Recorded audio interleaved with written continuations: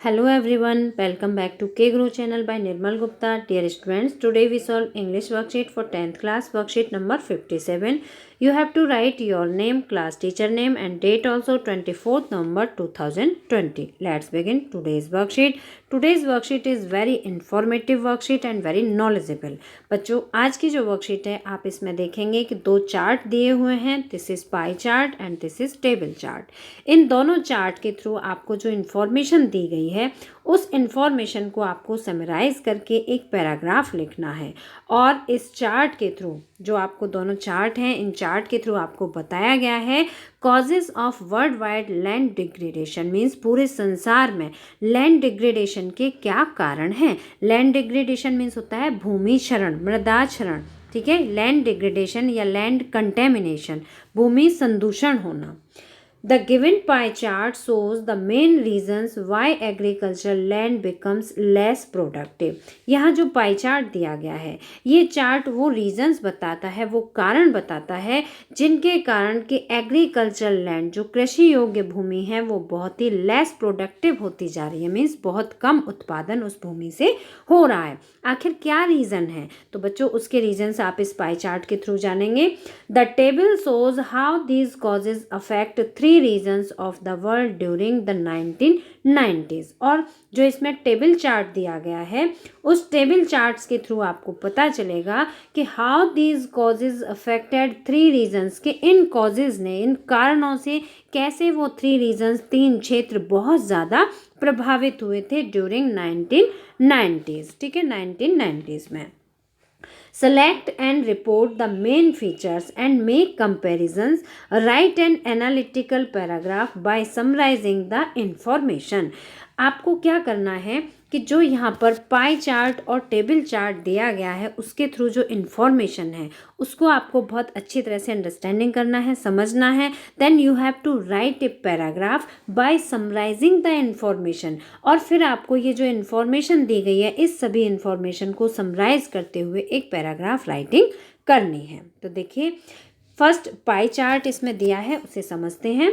Causes of world wide land degradation, land degradation के कारण पूरे संसार में, ऐसा नहीं किसी एक क्षेत्र में बल्कि पूरे संसार में जो लैंड डिग्रेडेशन हो रहा है, भूमि क्षरण हो रहा है, उसके क्या क्या कारण हैं.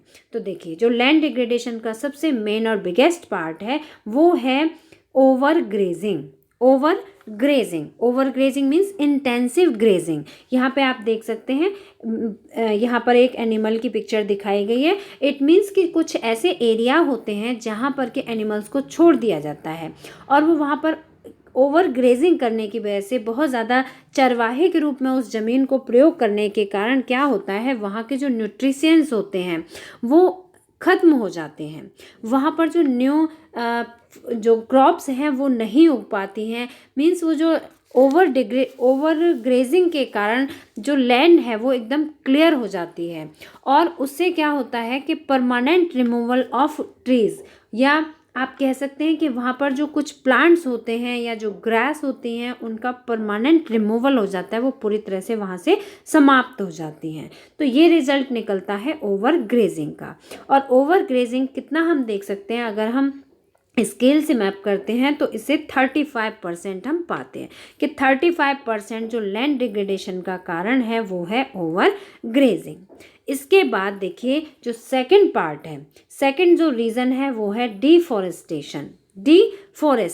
डिफॉरेस्टेशन का मतलब होता है परमानेंट रिमूवल ऑफ ट्रीज और क्लियरिंग द लैंड. मतलब जमीन, भूमि पर से पेड़ पौधे या जंगलों का काट देना. आप यहाँ देख सकते हैं यहाँ पर प्लांट्स बहुत कम दिखाई दे रहे हैं, है ना. तो कितनी डिस्टेंस पर दिखाई दे रहे हैं. इट मीन्स कि यहाँ पर प्लांट्स बिल्कुल भी नहीं हैं. ये क्या है, डिफॉरेस्टेशन. फॉरेस्ट मीन्स होता है जंगल, डिफॉरेस्टेशन मीन्स जंगलों का समाप्त कर देना, जंगलों को पूरी तरह से समाप्त कर देना. तो इसके कारण, डिफॉरेस्टेशन के कारण 30% लैंड जो है वो डिग्रेडेशन हो चुकी है. नेक्स्ट इसका रीज़न है over cultivation. Over cultivation means excessive use of farm land. Over cultivation का मतलब होता है excessive use of farm land. जो फार्म लैंड होती है, खेती योग्य जो भूमि होती है, उसका बहुत अधिक उपयोग करना. तो ऐसा करने से 28% जो लैंड है वो डिग्रेडेट हो चुकी है। नेक्स्ट इज अदर रीज़न, इसमें बहुत सारे रीज़न आते हैं तो उसके लिए 7% बताया गया है। तो देखिए ये सभी कारण थे, ये कारण हैं जो कि लैंड डिग्रेडेशन के मेन कॉजेज़ हैं। नेक्स्ट हम टेबल चार्ट समझते हैं। टेबल चार्ट के थ्रू इसमें बताया गया है रीजंस, यहाँ कुछ एरिया बताए गए हैं जहाँ पर के डिग्रेडेशन बहुत अधिक हुआ है। Causes of land degradation by region, देखिए अब यहाँ पर पहले यहाँ रीजंस दिए हुए हैं, north America, Europe and Oceania, ठीक है। परसेंट लैंड डिग्रेडेशन हुई है किस किस के कारण, तो देखिए deforestation, over cultivation, over grazing and total land degradation. अगर हम नॉर्थ अमेरिका में डिफॉरेस्टेशन के कारण अगर लैंड डिग्रेडेशन देखते हैं तो 0.2% है। ओवर कल्टीवेशन के कारण 3.3% लैंड डिग्रेडेट हुई है। नेक्स्ट इज ओवर ग्रेजिंग बहुत अधिक चरवाहे के रूप में ज़मीन का प्रयोग करने के कारण, over grazing means intensive grazing के कारण 1.5% लैंड डिग्रेडेट हुई है। तो टोटल मिला के 5% लैंड डिग्रेडेट हो चुकी है। कहाँ? नॉर्थ अमेरिका में। नेक्स्ट इज यूरोप कॉन्टिनेंट का देखें तो 9.6% डिफॉरेस्टेशन, 9.6% भूमि पर से जंगल पूरी तरह से समाप्त हो चुके हैं। 7.7% अगर हम देखें तो ओवर कल्टीवेशन है। 5.5% देखा जाए तो ओवर ग्रेजिंग के कारण लैंड डिग्रेडेट हुई है। तो बच्चों टोटल जो डिग्रेडेट है वो है 23% लैंड। नेक्स्ट इज ओसेनिया का दिया गया है डिफॉरेस्टेशन के कारण लैंड डिग्रेडेट हुई 1.7%, ओवर कल्टीवेशन के कारण बिल्कुल भी लैंड डिग्रेडेट नहीं हुई है और ओवर ग्रेजिंग के कारण 11.3% लैंड डिग्रेडेट हुई। तो टोटल मिला के 13% लैंड डिग्रेडेट हुई। तो यहाँ पर तीन रीजंस का एक आइडिया दिया गया है कि जो लैंड डिग्रेडेट है वो किस किस कारणों से और लगभग कितनी हो चुकी है। तो बच्चों ये है हमारी वर्कशीट। आई होप आपको अच्छी तरह समझ में आ गया होगा।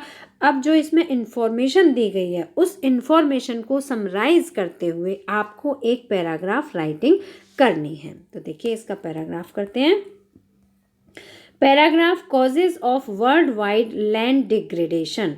बच्चों यहाँ पर आप देखेंगे लैंड डिग्रेडेशन के कारण कौन कौन से हैं और यहाँ पर टेबल चार्ट के अकॉर्डिंग, ठीक है। तो स्टार्ट करते हैं। The pie chart shows that there are 4 main causes of farmland becoming degraded in the world today.